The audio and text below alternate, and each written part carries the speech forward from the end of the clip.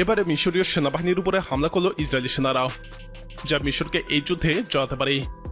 ফিলিস্তিনের গাজা উপত্যকায় মিশরের সীমান্তবর্তী একটি নিরাপত্তা চৌকিতে ইসরায়েলি হামলার ঘটনা ঘটেছে।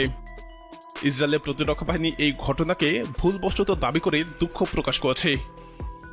কিন্তু প্রশ্ন থেকে যায়, ট্যাঙ্ক থেকে কিভাবে ভুলবশত গোলা ছোড়া যায়, আর ট্যাঙ্কের কামান কেনই বা মিশরীয় বাহিনীর দিকে তাক করা ছিল? এই হামলায় 2 জন মিশরীয় সেনা হতাহত হয়েছে। অনেকেই ঘটনাটিকে দেখছেন ইসরায়েলের ষড়যন্ত্র হিসেবে। ইসরায়েল এই যুদ্ধে মিশরকে জড়াতে চাইছে। গাজা সীমান্তবর্তী মিশরের কেরেম শালমের একটি নিরাপত্তা চৌকিতে ইসরায়েলি ট্যাঙ্কের ছোড়াগুলি আঘাত এনেছে। ইসরায়েলি প্রতিরক্ষা বাহিনী বা আইডিএফ বলছে, গাজা সীমান্তের কাছে তাদের একটি ট্যাঙ্ক থেকে ছোড়াগুলি ভুলবশত মিশরীয় অবস্থানে আঘাত এনেছে। বিবৃতিতে বলা হয়েছে, ঘটনাটির তদন্ত করে দেখা হচ্ছে। কিভাবে এই ঘটনা ঘটেছে তা জানাতে বিস্তারিত পর্যালোচনা করা হচ্ছে। ইসরায়েল এই ঘটনায় দুঃখ প্রকাশ করছে। তবে ইসরায়েলি বাহিনী ভুলবশত ছোড়া গোলার আঘাতে কোনো হতাহত কিংবা ক্ষয়ক্ষতি হয়েছে কিনা সে বিষয়ে তথ্য জানায়নি ইসরায়েল। এদিকে মিশরের রাফা ক্রসিং থেকে গাজার ভিতরে 70টি ত্রাণবাহী ট্রাক প্রবেশ করছে।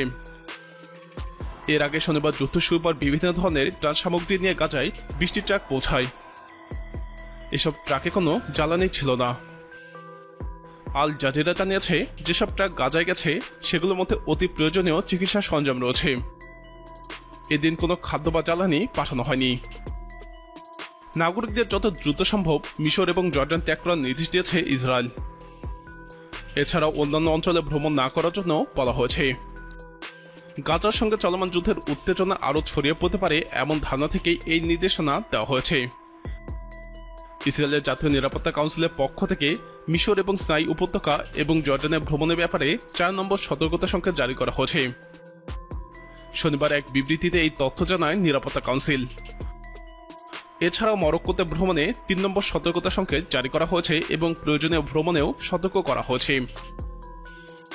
ইসরায়েলের স্থানীয় গণমাধ্যমের খবরে বলা হয়েছে, গত 7 অক্টোবর হামাস ইসরায়েলে হামলা চালানোর পর গাজায় পাল্টা হামলা শুরু করেছে ইসরায়েল। এতে গাজায় মানবিক বিপর্যয় তৈরি হয়েছে। ফলে বিশ্বের অনেক দেশ ইসরায়েলের বিরুদ্ধে প্রতিবাদ জানাচ্ছে। ওই ঘটনার পর মিশরের প্রথম ইসরায়েলিদের হতাহতের ঘটনা ঘটেছে। ইসরায়েলি পুলিশের গুলিতে 2 মিশরীয় পর্যটক হতাহত হয়েছিল।